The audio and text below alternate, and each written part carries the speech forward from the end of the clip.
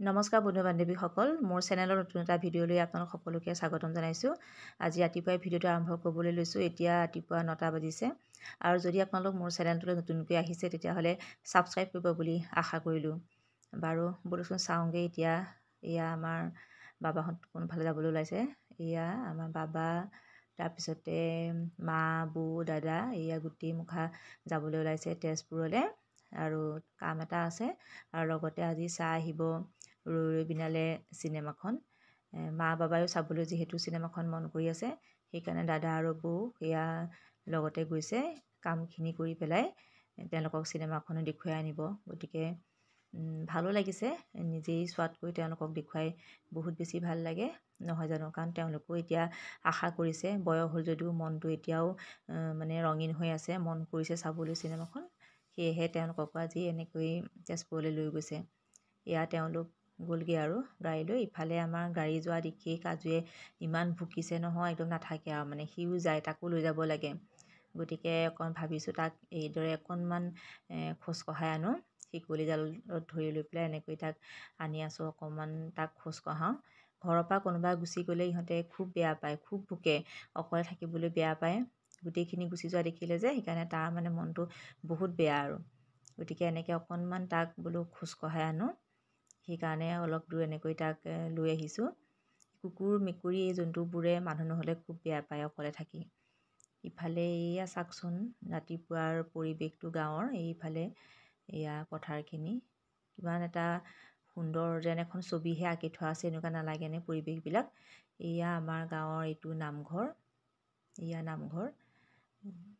ৰাতিপুৱা সময়ত এনেকুৱা পৰিৱেশবিলাক বৰ ভাল লাগে। ৰাতিপুৱা গাঁৱৰ পৰিৱেশবিলাক খুবেই ভাল লাগে, এটা নিজান পৰিৱেশ হৈ থাকে, ইমান সুন্দৰ হৈ থাকে। সন্মুখত এইটো এটা পুখুৰী, ইমান এটা সুন্দৰ পৰিৱেশ, যেন এখন ছবিহে আঁকি থৈছে এনেকুৱা লাগে। সেইফালে সেইজোপা আছে আমাৰ এজোপা বকুল গছ, কিমান ভাল লাগে এই পৰিৱেশবিলাক নহয়নে বাৰু। এয়া গাঁৱৰ বাটটো, এইফালে এইজোপা আছে এজোপা বকুল গছ, ইফালে নাহৰ গছ। এটা নামঘৰৰ ওচৰৰ এই মানে এতিয়া এয়া এইফালে কাপোৰ এযোৰ উলিয়াই লৈছোঁ, নতুন কাপোৰ এযোৰ, এই মেচিনত চিলাওঁ মেখেলাখন। বহুত ধুনীয়া কাপোৰযোৰ, এয়া স্কুল পিন্ধি যাবলৈ খুবেই ভাল, কটনৰ, সেইকাৰণে কিনিছিলোঁ। গতিকে এইযোৰকে চিলাওঁ। মানুহ কম হ'লে ঘৰত কিছুমান কাম কৰি ভাল লাগে। কাপোৰযোৰ কেনেকুৱা লাগিছে বাৰু চাবচোন, ভাল লাগিছে নহয়নে ৰংটো বাৰু। আগতো এযোৰ কিনিছিলোঁ, খুব কম এইবিলাক কাপোৰৰ দাম, কিন্তু পিন্ধি খুবেই ভাল লাগে এইযোৰ। আৰু এযোৰ কিনিলোঁ, গতিকে এইযোৰ চিলাওঁ এতিয়া ভালকৈ মেখেলাখন। খুব ভাল লাগিছে ৰংটো নহয়নে বাৰু। আপোনালোকৰ কেনেকুৱা লাগিছে বাৰু জনাবচোন কালাৰটো। এয়া পিন্ধিবলৈ খুবেই কমফৰ্টেবল, এয়া কাপোৰ বৰ ধুনীয়া লাগিছে কাপোৰযোৰ ৰংটোৰ সৈতে নহয়নে বাৰু। একদম কম দামৰ বুলি ধৰিবই নোৱাৰি। এয়া ৰংটো চাওকচোন কিমান ধুনীয়া, খুব কমতে এইবোৰ কাপোৰ পায়, অথচ পিন্ধিও খুব ভাল লাগে, স্কুল কৰিবলৈ খুবেই ভাল কাপোৰকেইযোৰ। দুপৰীয়া হ'ল, মই আহি পালোহি বাৰ ঘৰ।